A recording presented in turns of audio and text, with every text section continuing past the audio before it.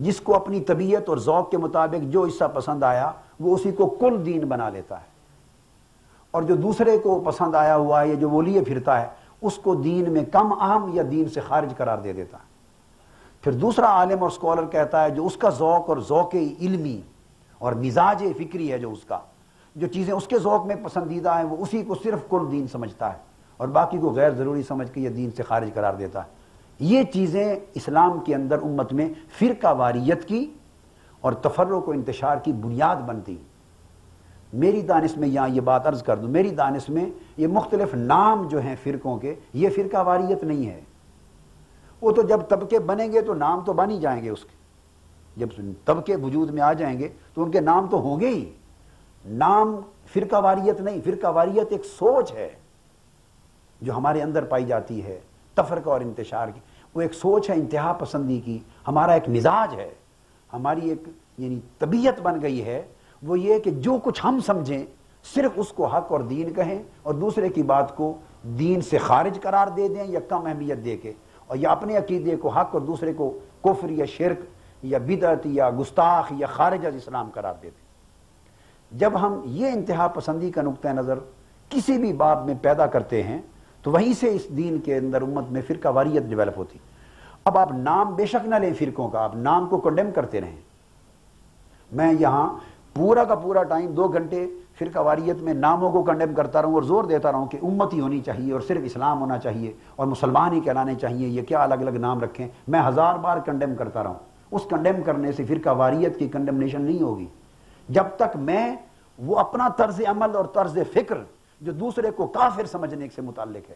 یا دین سے خارج کرنے سے متعلق ہے یا دوسرے کو مشرک بنانے یا بدعتی بنانے یا گستاخ رسول بنانے یا مرتد بنانے سے متعلق ہے اور دوسرے کو اسلام کے دائرے سے نکالنے سے متعلق ہے، اور صرف میں حق ہوں اور باقی ہر کوئی باطل ہے، جب تک میں اس اجارہ دارانہ سوچ سے اپنے آپ کو پاک نہیں کرتا اس وقت تک فرقہ واریت کی رد نہیں ہو سکتی۔ تو میں نے ایک کتاب لکھی ہے فرقہ واریت کا خاتمہ کیوں کر ممکن ہے، اس میں نے ایک قسم قرار دی ہے، ایک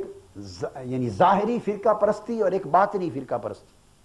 ایک صریح اور ایک در پردہ منافقانہ۔ کچھ لوگ صریح اور ظاہری فرقہ پرستی کرتے ہیں جو کھلم کھلا فرقوں کے نام لے کے فتویٰ بازی کرتے ہیں، اور جو بہت زیادہ سمجھدار اور اہل علم ہوتے ہیں وہ در پردہ فرقہ پرستی کرتے ہیں، وہ مسلکوں اور فرقوں کے ناموں کو برا بھلا کہتے ہیں اور دعوت امت کو اتحاد کی دیتے ہیں،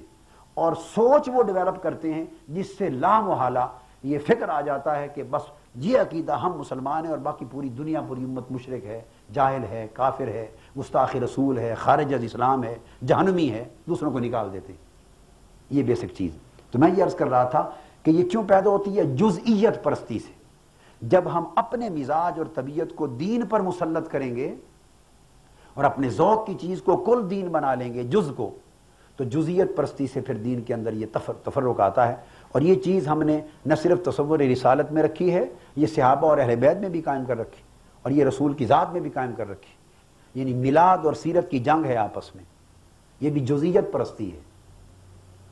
سیرت کو پسند کرنے والے میلاد کی اہمیت کو گھٹا دیں گے اور میلاد پر زور دینے والے سیرت کو یہ کہہ کے کم کر دیں گے کہ یہ تو ابو جہل بھی مانتا تھا، اس کی کون سی اہمیت ہے۔ یہ جزئیت پرستی ہے جو دونوں طرف جا رہی ہے،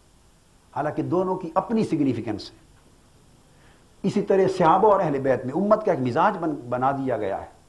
صحابہ کو پسند کرنے والے صحابہ کرام کو اہل بیت کا شاذ ہی بھول کر کبھی نام لے لیں، محبت اہل بیت کا، اور محبت اہل بیت کا دم بھرنے والے صحابہ کرام کی تعظیم و تکریم کا شاید ہی بھول کر نام لیں۔ ایک مزاج بن گیا ہے کہ جب حضور علیہ السلام کے صحابہ اہل بیت میں بھی 2 دھڑے کر دیے، نبی صلی اللہ علیہ وسلم کے ساتھ تعلق کو بھی 2 دھڑے کر دیے۔ حضور سے محبت کا دم بھرنے والے اطاعت اور اتباع عملی تعلق کی اہمیت کو عملاً زندگی میں کم سمجھیں گے، اس کو کم سمجھیں گے، خالی محبت ہی کے نعروں پر زندگی گزار لیں گے، اور جو عمل اور اتباع کی اہمیت پر زور دیں گے ان سے پوچھیں، وہ کہیں گے سارا دین عمل اور اتباع میں ہے، آئے اس لیے تھے، باقی حضور کی ذات سے محبت کرنا اور ادب اور عشق کرنا یہ شاعرانہ تخیلات ہیں، ان کا دین سے کیا تعلق ہے۔ انہوں نے حضور کی محبت کی اہمیت کو اور محبت کے جو مظاہر ہیں زندگی کے اندر اور تقاضے ہوتے ہیں اس کو شاعرانہ تخیلاتی باتیں کہہ کے دین سے خارج کر دیا، اور صرف تعلیمات پر ایک روکھے تصور کی بنیاد رکھ دی، اور جو محبت کا دم بھرتے ہیں صرف انہوں نے سیرت پر عمل کرنے کو یہ کہہ کر کہ محبت سے بخشا جانا ہے، عمل کی کیا ضرورت ہے، سیرت کی پیروی اتباع کی کیا ضرورت ہے، یہ تو باقی لوگ بھی کرتے ہیں، انہوں نے اس کو نکال دیا اور ایک تر بنا لیا تصور، یعنی ایک نے جڑ پکڑ لی اور تنا اور پھل اور پتے چھوڑ دیے درخت کے، ایک نے شاخوں اور پتوں اور پھلوں تک ہاتھ ڈالا اور تنے اور جڑ کی پرواہ نہ کی، بے شک کٹ جائے۔ محبت رسول ایمان کے درخت کی جڑ ہے اور تنا ہے، اور اتباع اور اطاعت رسول، پیروی رسول، یہ ایمان کے درخت کے پتے اور پھل پھول ہیں، ثمر ہے۔ جڑ کے بغیر درخت رہ نہیں سکتا، اور درخت ہو بما جڑ اور پھل نہ لگیں تو اس کی کوئی افادیت نہیں ہوتی زندگی میں۔ بغیر پھل اور سائے دار درخت کے کون آئے گا، کیا فائدہ اس کا، لوگ کاٹ جائیں گے۔ تو ایمان ایک درخت ہے، محبت رسول اس کی جڑ ہے اور اس کا تنا ہے، اس کے بغیر ایمان قائم ہی نہیں ہو سکتا تصور رسالت میں۔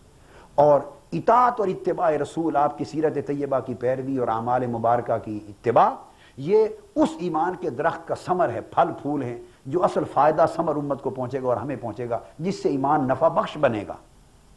تو دونوں کو جزئیت پرستی سے بچ کر کلیت کے تصور کی طرف، ٹوٹیلیٹی کی طرف آنا چاہیے۔ میں نے اس لیے اجزاء کر کے 10 رابطے تصور رسالت کے باب میں قائم کیے تاکہ پورا کنسیپٹ اپنی ٹوٹیلیٹی کی شکل میں ہمارے سامنے آ جائے، اور ہر ایک اپنی سگنیفیکنس کے ساتھ۔ تو میں اب عرض کر رہا تھا، تو اس طرح توسل و شفاعت کا ربط ہے رسول رسالت کے ساتھ۔ جس طرح رسول